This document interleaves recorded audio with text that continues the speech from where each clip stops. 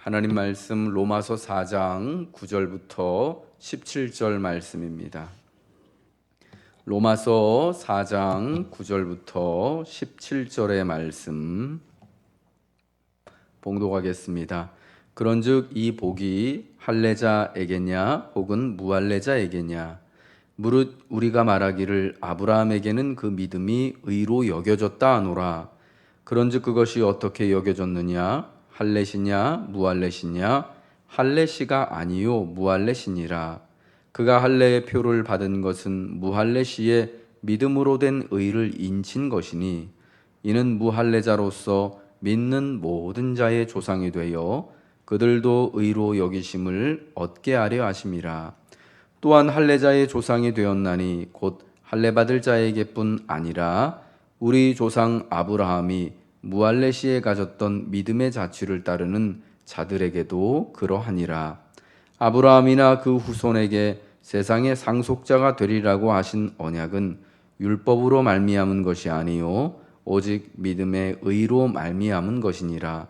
만일 율법에 속한 자들이 상속자이면 믿음은 헛것이 되고 약속은 파기되었느니라. 율법은 진노를 이루게 하나니 율법이 없는 곳에는 범법도 없느니라. 그러므로 상속자가 되는 그것이 은혜에 속하기 위하여 믿음으로 되나니 이는 그 약속을 그 모든 후손에게 굳게 하려 하심이라. 율법에 속한 자에게 뿐만 아니라 아브라함의 믿음에 속한 자에게도 그러하니 아브라함은 우리 모든 사람의 조상이라. 기록된 바 내가 너를 많은 민족의 조상으로 세웠다 하심과 같으니 그가 믿은 바 하나님은 죽은 자를 살리시며 없는 것을 있는 것으로 부르시는 이시니라. 아멘. 아브라함이 의롭다 여김을 받았던 때는 할례를 받기 전 오직 하나님이 그의 믿음을 보시고 믿음으로 말미암아 의로 여기셨습니다.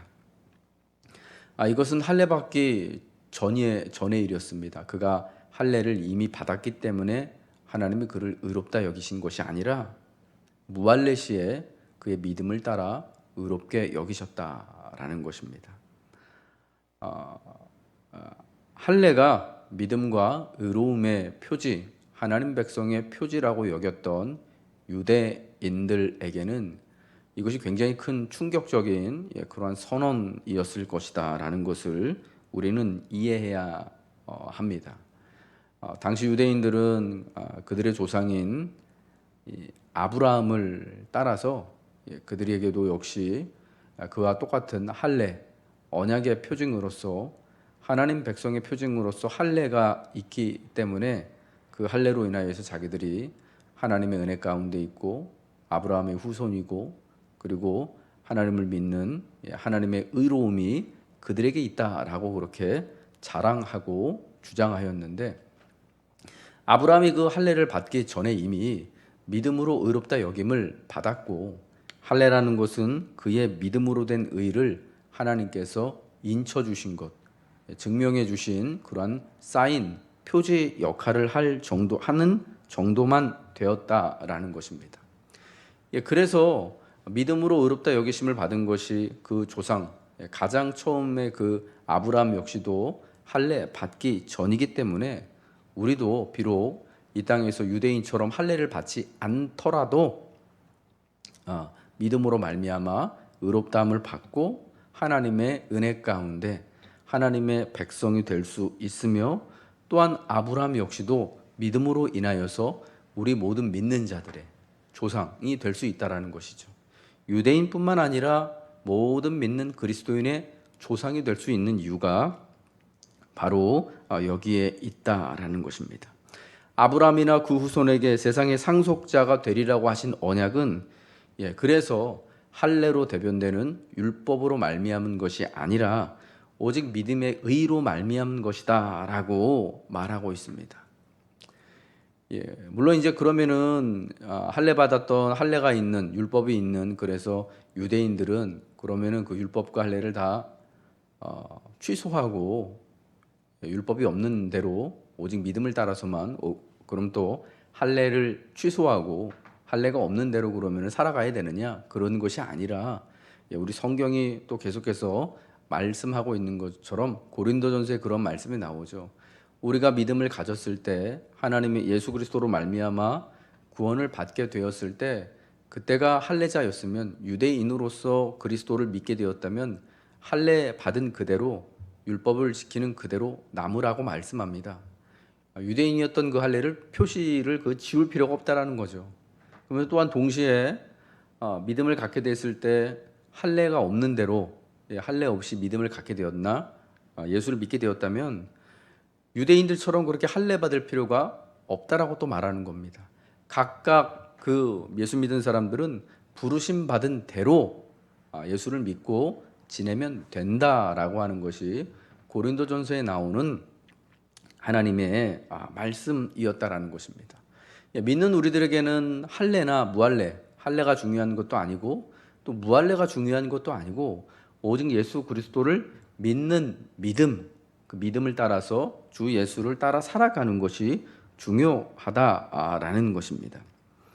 아브라함의 상속자가 되는 것, 아브라함을 믿음의 조상으로 두는 것은요, 오직 믿음을 따라 되는 것이다. 그 유일한 공통점이 바로 믿음이다라는 것을 말하는 것입니다.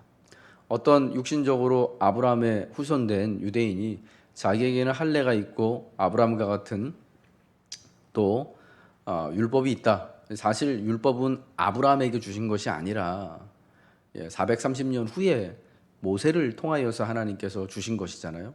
그래서 사실은 아브라함은 물론 할례 받기 전에 믿음으로 의롭다함을 여김을 받았지만 아브라함에게는 유대인들이 그렇게 지켰던 율법의 요구들이 율법의 문제들, 율법의 조항들이 사실은 그의 시대에는 없었다라는 거예요. 그러니까 모든 믿는 자들과 아브라함의 공통점은 오직 이 은혜 그리고 믿음으로 말미암는 이 놀라운 믿음의 의다라는 것입니다. 특별히 아브라함이 모든 믿는 자들의 조상으로 세우셨다라는 것이 어디 나오는 거냐면 창세기 17장에 나옵니다. 우리가 창세기 15장 어제 로마서 이제 4장 1절부터 8절까지의 말씀을 통해서 보았지만 아브라함이 하나님을 믿을 때 하나님이 그것을 그의 의로 여겼다라는 것이 창세기 15장에 나오고요. 그리고 창세기 17장에 가서 할례 언약이 나와요. 16장에 창세기 15장에 처음으로 이제 믿음으로 의롭다 여기시고 그다음에 창세기 16장에 아브라함이 실수한 얘기가 나오죠. 아브라함이 하나님의 그 약속을 자기의 힘대로 한번 성취해 보고자 종을 통하여서 아들을 낳아요, 이스마엘을. 그래서 약 10여 년 동안 하나님과 교제가 없다가 마침내 그의 나이가 99세가 됐을 때 창세기 17장이죠. 이스마엘이 12살인가 13살 됐을 때 하나님이 10여 년 만에 다시금 아브라함에 나타나서 말씀하시면서 하는 것이 할례를 그때 약속에 대한 표징으로 주시는 겁니다. 그래서 할례는 창세기 17장에 처음 나타나요. 그러니까 믿음으로 의롭다 여기심을 받은 이후에 약 10여 년이 흐른 이후에 등장한다라는 것입니다. 그러면서 그 17장에서도요. 할례를 받으라고 너와 내 아들 그러니까 아브라함과 그리고 이제 태어난 이스마엘과 그리고 앞으로 태어날 이삭에게 그 모든 또 후손들에게 할례를 받을 것을 말씀하시는데 그 전에 아브람의 이름을 아브라함으로 바꿔 주십니다. 그게 기록된 바 내가 너를 많은 조상으로 세웠다 하심과 같다라는 것을 그 말씀이에요. 창세기 17장 5절에 하나님께서 아브라함의 이름을 마침내 아브라함으로 바꿔주시고 그 아내 사레의 이름을 사라로 바꿔주십니다. 우리말로는 이게 별로 큰 차이가 없을 것 같지만 의미가 상당히 바꿔주는 거죠. 아브람에서 아브라함으로 바뀌면서 이 이름의 뜻이 뭡니까?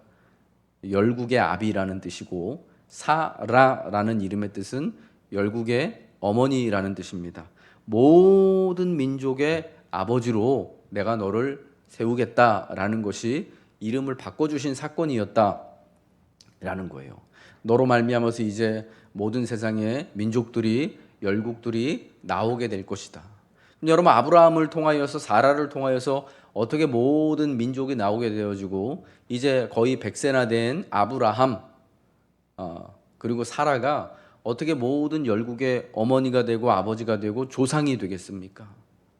여러분, 이 놀라운 사건은 어떻게 되어지는 겁니까? 오직 예수 그리스도를 믿음으로 말미암는 믿음을 따라서 그 우리의 조상인 아브라함이 그러했던 것처럼 그리스도 예수를 믿는 믿음으로 말미암아서 하나님의 은혜를 누리게 되는 것을 통해서 믿음이라는 그 요소를 통하여서 모두가 다 아브라함의 후손이 되어지고 사라의 자녀들이 되어지는 놀라운 역사를 하나님이 이루신 거예요. 그러니까 아브라함에게 약속하셨던 열국의 아비에 대한 그 약속은 믿음을 따라서 이제 그리스도 예수를 믿는 그리스도인들로 인하여서 우리 모든 믿는 자들로 인하여서 하나님이 이루셨고 지금도 이루어가고 계신다라는 것입니다.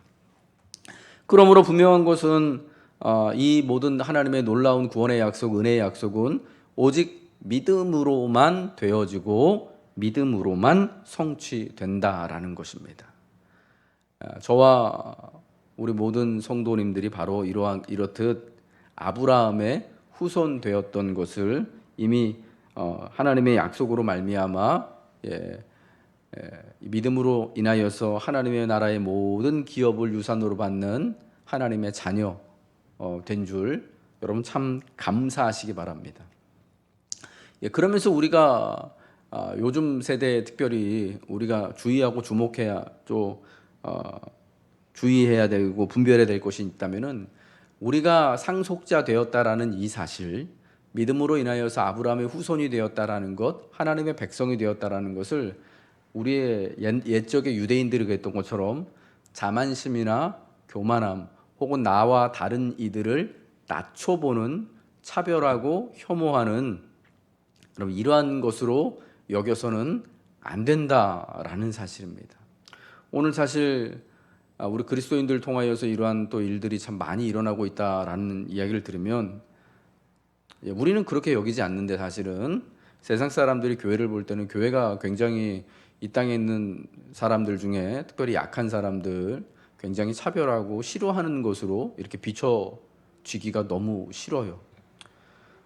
옛적에 유대인들이 그렇게 선민 의식을 가지고 있었던 것처럼 우리 안에도 사실은 그런 모습들이 굉장히 많았거든요. 특히 신앙이 있는 사람들은 신앙이 없는 사람들에 대하여서 그런 선민 의식을 가지고 있고, 신앙이 있는 사람들끼리도 또 기도 많이 하는 사람은 기도 많이 못하는 사람에 대하여서, 헌신 많이 하는 사람은 헌신 많이 못하는 사람에 대해서, 헌금 많이 하는 사람은 헌금 많이 하지 못하는 사람에 대해서 항상 이렇게 뭔가 비교하고 우월하고 다른 그런 의식들을 가지고 있다라는 거예요. 근데 여러분, 이러한 모든 것들은 하나님 볼 때 사실은 너무나 쓸데없는 것들이고 또 하나님은 굉장히 기뻐하지 않으시는 일들이다라는 것입니다. 우리 신앙의 역사를 보면요, 이렇게 참 어리석은 그 아브라함의 후손들이요, 참 서로를 굉장히 미워하고 증오하고 차별하는 그런 역사였다라는 것입니다. 역사상 유대인들이 굉장히 많은 차별과 혐오와 그리고 그로 인하여서 굉장히 많은 배제와 그리고 또 폭력들을 당해왔던 것을 우리는 사실 기억해야 됩니다. 수많은 유대인들이 중세 시대 이후에 게토라고 불리우는 유대인들만 들어가서 따로 살아야 되는 그런 마을에 들어가서 감시와 감독을 받으면서 살아갔습니다. 그리고 이제 뭐 중세 시대 이후에는 그러니까 이제 종교개혁 이후에는 여기다가 유대인들이 유대인만의 복장 옷을 입어야 되고 여기다 유대인의 배지를 달고 살아야만 하는 지역이 유럽에서 굉장히 많았습니다. 그 다윗의 별이라고 불리는 그 별 있잖아요.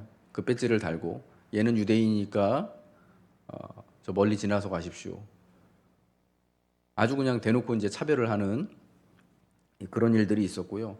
참 부끄럽지만은 우리가 알고 있는 굉장히 많은 사람들 사실은 고대 시절부터 뭐 주전 주후 300년 400년 이때부터요, 교회와 유대교가 우리 그리스도인 형제들하고 유대교를 믿는 유대인들하고요 반목과 갈등이 굉장히 심했습니다.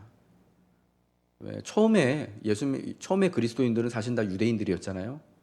그래서 그렇게 반목과 갈등이 없다가 예루살렘이 완전히 무너지고 모든 유대인들이 세상으로 이렇게 사방으로 흩어지는 역사가 있을 때 본격적으로 그리스도교, 기독교, 예수를 믿는 그리스도인들, 유대인들하고 원래 정통 유대인들하고 완전히 갈라서는 역사가 있었습니다.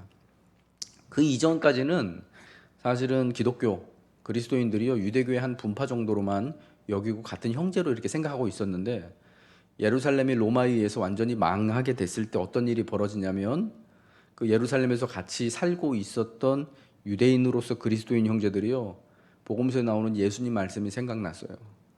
이때 예루살렘이 이렇게 둘러싸이는 것을 당하는 큰 환란이 일어나는 것을 당하는 것을 보면은 성 안에 있는 사람들은 저 먼 산으로 도망가라고 하신 주님 말씀이 있잖아요. 예루살렘의 멸망에 대한 예언의 말씀인데 그 얘기를 생각나서 그리스도인들이요 유대인 그리스도인 형제들이요 예루살렘을 버리고 포기하고 다 나와서 살았어요. 그런데 끝까지 로마의 공격 앞에서 예루살렘을 지키고 있던 유대인들은 그 안에서 수만 명이 다 죽임을 당했죠. 어린아이까지. 이 사건이 결정적인 계기가 돼서요. 예수 믿는 그리스도인들하고 또 예수를 믿지 않는 유대인들하고요. 완전히 그러니까 유대교와 기독교가 완전히 갈라서게 돼서 반목하는 상황이 됐습니다. 그럴 수밖에 없는 그런 상황이었겠죠. 그러니까 유대인들 입장에서 예수 믿는 그리스도인 형제들, 유대인들은 똑같은 유대인들이고 똑같이 하나님을 섬기는 믿음이 있는 사람들이지만 자기들을 저버린 사람들이 되는 거예요. 그래서 섞이지 못하게 된 것입니다. 그러면서 또 오랜 세월 동안 예수 믿는 그리스도인들에게는 유대인들에서 어떤 마음이 있냐면 이들이 우리의 메시아, 우리의 그리스도를 십자가에 못 박아 죽게 만든 원수들이다. 사탄의 하수인들이다라는 생각이 마음속에 뭐 이런저런 편견과 이런 것들이 자리 잡게 된 거예요. 그래서 우리 기독교 역사에도 굉장히 중요한 몇몇 사람들조차도 유대인들에 대하여서 굉장히 함부로 하고 유대인들을 이렇게 차별하고 그들에게 폭력을 휘두르고 때로는 학살하고 죽이는 것까지를 굉장히 장려했습니다. 여러분이 잘 알고 있는 이런 얘기 들으면 참 끔찍하긴 한데요. 종교개혁가라고 알려져 있는 마틴 루터도요. 그가 말년에 뭐라 그랬냐면 유대인은 다 죽여야 된다고 그랬어요. 악마의 자식들이라고. 그리스도를 죽였다고. 근데 처음에는 안 그랬거든요. 종교개혁을 했던 처음에는 유대인들하고 어떻게든지 같이 교제를 나누고 유대인을 자기들 편으로 끌어들이려고 했는데 유대인들이 말을 듣지 않으니까 나중엔 유대인들을 다 죽여라 하면서 그리스도인들이 뭐 그런 이야기를 듣고 유대인들에 대한 더 혐오 감정, 차별하는 감정을 점점 더 서로 키워간 거예요. 그래서 정말 많은 유대인들이 자기들이 살던 땅에서 집 뺏기고 재산 뺏기고 그리고 때로는 가족과 형제들이 끌려가서 고문당하고 죽임당하는 일들이 역사에서 계속해서 반복이 되었던 거죠. 유대인들이 그리스도인들을 대하는 유대인들 그러니까 그리스도인들이 서구 사람들을 대하는 마음 역시 동일했던 거고요. 여러분 이런 것들이요 신앙의 이름으로 거룩하게 되어진 거예요. 신앙의 이름으로. 너무 그러니까 사실 너무 이게 무서운 거죠. 성경은 우리가 믿음을 따라서 할례자이건 무할례자이건 똑같이 다 아브라함의 후손이고 똑같은 상속자들이다라고 말하는데 그 상속자들이라고 불리는 자들은 2000년 역사 동안 서로 죽이고 미워하고 치고받고 뺏고 뺏기고 증오하고 그리고 지내온 거예요. 여러분 우리 똑같은 아버지 되시는 유대인의 하나님이 다른 하나님이고 그리스도인의 하나님이 다른 하나님이고 그러지 않잖아요. 그러니까 이게 사실은 이게 삐뚤어진 선민의식이 그러하다는 거예요. 오늘 로마서의 말씀을 보면서 우리가 할례자나 무할례자나 똑같이 하나님은 구별 없이 차별 없이 오직 믿음을 따라만 하나님의 자녀가 되고 은혜를 베푸시는 분인 거예요. 그게 뭐 진짜 종족이 따라 되어지는 것도 아니고 혈통 따라 되는 것도 아니고 학력을 따라 되는 것도 아니고 어떤 무슨 구별이나 차별이나 혐오나 배제가 없는 것입니다. 오늘 이러한 복음의 주장을 복음의 선포를 우리는 경건하게 받아들여야 드려야 하는 것이죠. 그래서 이 땅을 우리 그리스도인이 살면서 우리가 오직 믿음으로만, 그리스도의 은혜로만 하나님의 자녀가 되어지고 그분의 상속자가 된 것에 대하여서 기뻐하고 감사하면서 우리 안에 조그만 그런 차별이나 또 이 구별짓는 것이 없도록 오직 모든 이들을, 우리 모든 믿는 형제들뿐만 아니라 또 믿지 않는 이웃들에게조차도 우리가 오직 주님이 말씀하셨던 것처럼 하나님 사랑과 이웃 사랑의 이 마음을 가지고 살아가는 그리스도인들이 되어져야 할 줄로 믿습니다. 그러할 때 하나님의 은혜는 우리 가운데 믿음으로 분명하게 드러나고 믿음을 따라 아름답게 성취될 줄로 믿습니다.